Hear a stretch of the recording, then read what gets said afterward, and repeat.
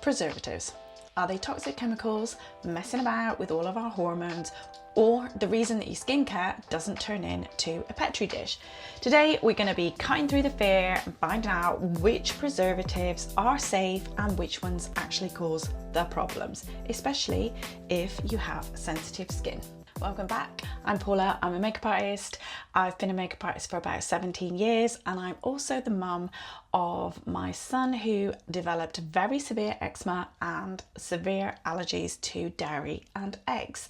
And it has been a very long mission of mine to find out what's in things, what they do, who's right, who's wrong, what's going to hurt us, and what's not going to make any difference whatsoever if we put it on our skin. Today we are looking at preservatives in skincare and trying to cut through some of the confusion and the fear mongering and the marketing. So let's get into it. So why are preservatives in skincare? Most of the skincare that you have is water-based, and to be able to get from the factory to your shelf, that water-based product needs to have some preservatives in it so everything within it doesn't turn to a moldy, bacteria-ridden gloop. Something you don't want anywhere near your skin.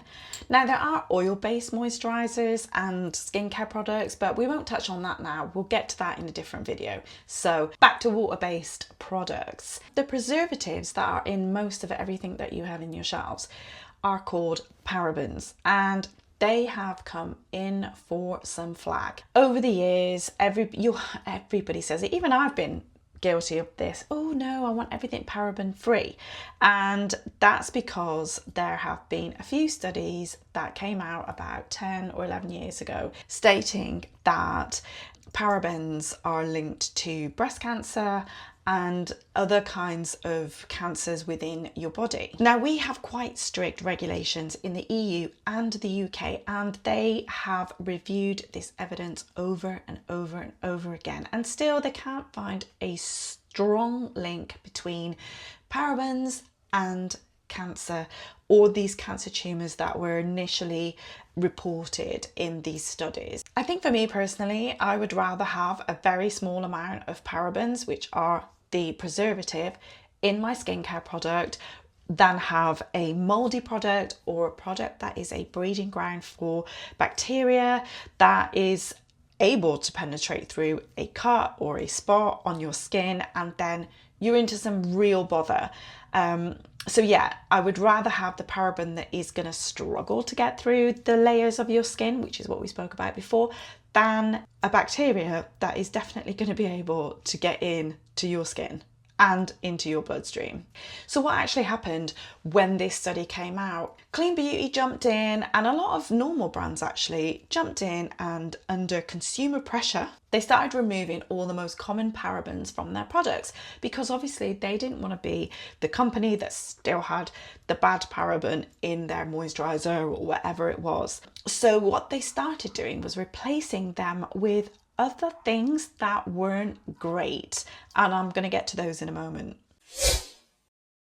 So when brands decided to remove their parabens or their preservatives, what did they replace them with? The paraben that took over in most of your skincare products is something called, and I'm going to have to read it because I can't ever remember it, is phenoxyethanol. Very safe. It's regarded as very safe, up to 1%, and that is what you will mainly see in all of your skincare products.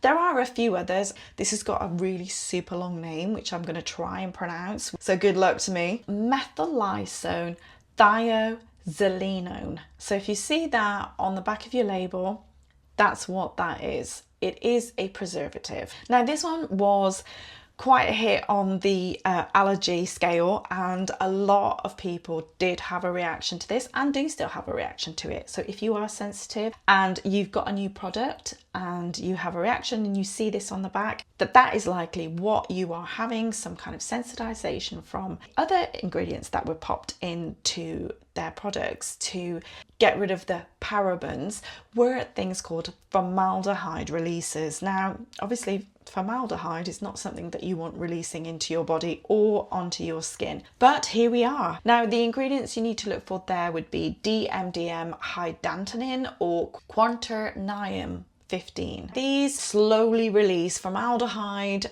to keep your products germ-free, and they can cause contact dermatitis.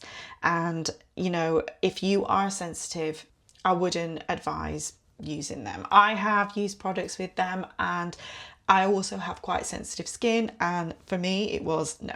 Now, another chemical that is also being screamed about all over the internet with regards makeup and skincare are PFAS. These are chemicals that are known as the forever chemicals, and these are mostly in waterproof materials, they're in fire retardant materials, plastics, and these are a problem. Now, they are in some makeup products. Mostly they are in waterproof mascaras. If you really want to be a purist about it, you cannot use those mascaras and use a mascara that is from a clean beauty brand that doesn't have anything in it like that.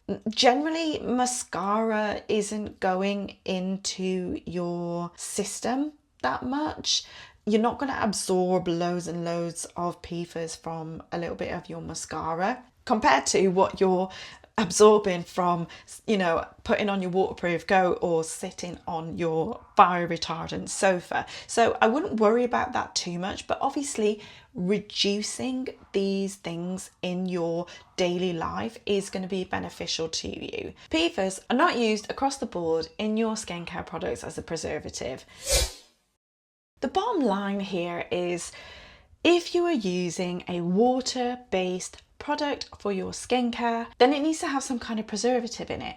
Otherwise, it's just going to be moldy, filled with bacteria, and you're not going to be able to use it on your skin. It's going to be more dangerous to put that on your skin than to have some parabens on your skin and doing generally not very much. Obviously, you want to keep the toxicity load for your body as low as possible, and we are bombarded all the time by different chemicals in the air, in our clothes, what we eat. You know, it is a lot. And so if you can reduce that with the stuff that you're popping on your skin, then that's always going to be a bonus. And if you're using a new product and you do have a reaction to it and it's fragrance free and there's nothing else in it, and you see the chemicals that I mentioned earlier, then there's a probability that it is going to be those chemicals. You can be aware and buy products without those in. I use a lot of oil-based skincare, just my personal preference. It seems to suit my skin better. As I mentioned before, I am perimenopausal, so my skin is becoming drier. So I feel like I need a little bit extra than some of the water-based moisturizers. I don't feel like they suit my skin, or I haven't found one yet that suits my skin. I hope you enjoyed that little quick dip into preservatives. Next time we are going to be talking about silicons. Do they suffocate your skin and clog up all your pores, or are they actually protecting your skin? Subscribe so you don't miss it. Hope you're enjoying this. Can't wait to hear what you're saying in the comments, and I'll see you next time.